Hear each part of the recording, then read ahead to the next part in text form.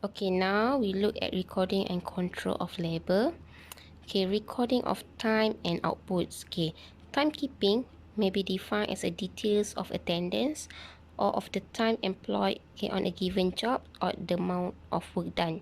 Okay, objective of timekeeping is to assist the preparations of payroll and distributions of labor costs and other records. Alright, so for methods of recording times, it depends on the nature of work, the systems of which payments, the nature and extent of information requirement, and etc. The purpose of time recording here, first is a basis for which calculations, an analysis of time spent on jobs, information for control and planning. Alright, so record of times, here is divided into two, record of time spent in the factory only, or the attendance sheets, the attendance time is the primary basis upon which the wages of a workers other than a piece worker, are calculated, as from this record, the total hour to be paid is obtained. The form, can commonly use is the clock card, the punch card, or handwritten time sheet.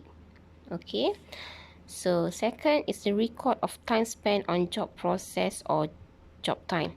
Job times may be obtained from handwritten timesheet, piecework tickets, or job cards or job card used with a time recording instrument. From this form, the time spent by a worker on a specific job or process is obtained. Here is look at the clock card. Clock card is one examples on how to record time for the employees. It is a document which record the starting and finish time of an employee. This may be done manually or by insertions into a time recording device. So what I have here, is the examples of clock card.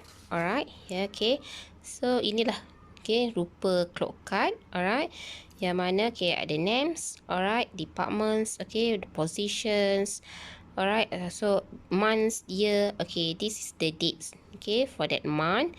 This is where the employee will record, the times in, and the times out.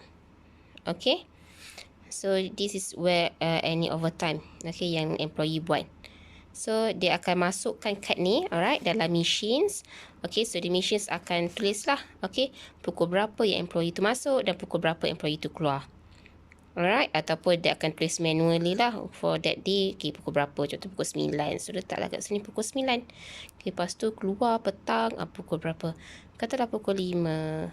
5 petang. Alright. So at the end of the month, dia akan hantar kad ni, alright, untuk bahagian HR, alright, untuk kira gaji. Gaji dia for that month. Alright. So next we goes to the time sheets. Time sheets here, it says used to analyze the attendance time of an employee, of an employment, over the tasks which have been completed. This is the examples. Alright, the analysis include idle time and other non-productive periods. It can be done on daily or weekly basis. Alright, here is the employee name, nombor pekerja, departments mana, alright, nama, week endings bila. Alright, so this is where the employee akan record lah, berapa hari jumlah dia kerja, mula, akhir, and then job. This is where the company use lah untuk kira calculate dia punya wage dia, for that employee. Alright, so this is the example of timesheets. Next we go to the remunerations. Remunerations is another terms of wages, which refer to the amount paid, to employees for their services. Alright, so instead of guna wages, alright, the company will also use the term remunerations. Alright, right now we are going to look at the remunerations. There are 4 techniques of remuneration: the time-based, the piecework, incentive scheme, and also the profit sharing. So for time-based, here it's explained, all employees are paid based on hours attended, and the management has to ensure that the work is carried out by the employees during these periods of attendance. This method is commonly used where the output is difficult to measure. It is also applied when the quality is extremely important. Okay, so here, okay, they have the flat time rate, the high day rate, and also the measured day rates. Okay, so flat time rates, okay, where workers are paid by the numbers of hours they work.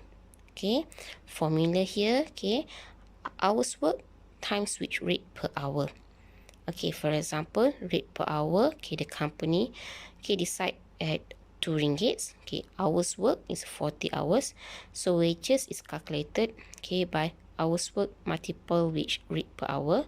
That is 40 times 2, so equals to 80. So inilah gaji yang dibayar. Okay, that is for flat time rate. Okay.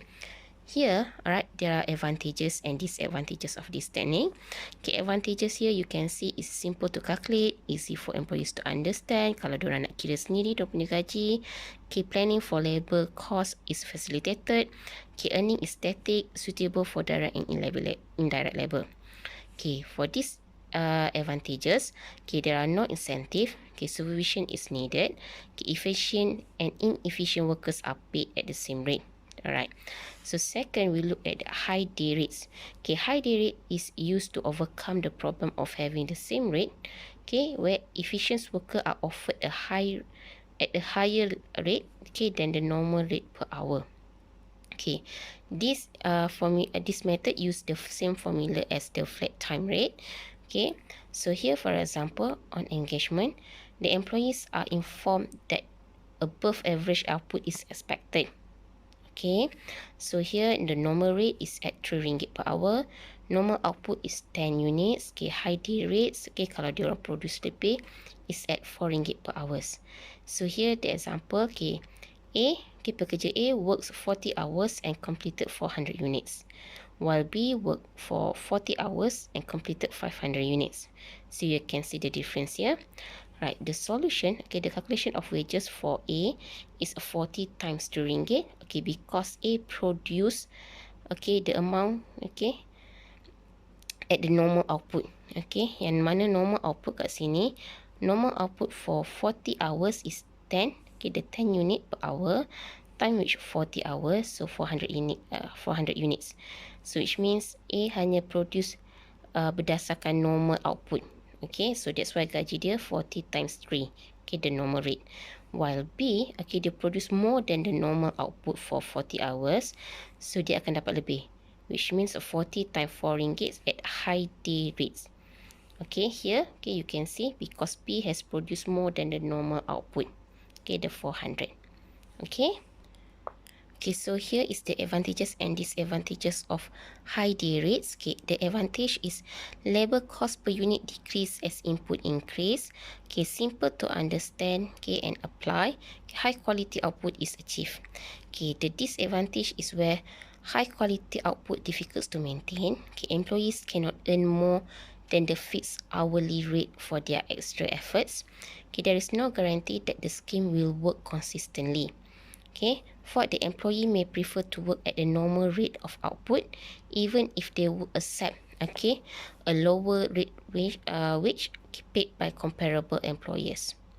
Okay, so next we look at the measured day rates. Okay, measured day rates where employer, okay, pay an agreed level of wages for a specific level of productions. Okay, which means here, okay, employer dah setkan target. Okay, kalau employees berjaya produce units, okay, in certain range, okay, diorang akan dapat rate berapa. Okay, contohnya kat sini, okay, productions unit, okay, kalau berjaya keluarkan di antara 101 sehingga 200, rate dia adalah 4 ringgit. Di antara 201 sehingga 300, rate dia adalah 5 ringgit. Okay, di antara 301 sehingga 400, rate dia adalah 6 ringgit. Okay, here, okay, it says, for example, there are Mekat, Amar and Mukri. So the unit produced for these three different, okay. For Mekat, 115, okay, Amar 250, Mukri 390. So you can see, okay, different unit, okay. So the hours work, okay, for these three is the same, it's a 40 hours. So the wages for these three, okay, for Mekat, since he managed to produce 115, so the rate per hour will be at 4. Okay, since here, okay, 115 is within this range, so this will be the rate per hour. right? Okay, and Ahmad is 250. Okay, this is second range, right, at 5 ringgit. And then Mukri 390 at the third range, so we'll be at 6 ringgit. So that is how you calculate, okay, the wages for employees.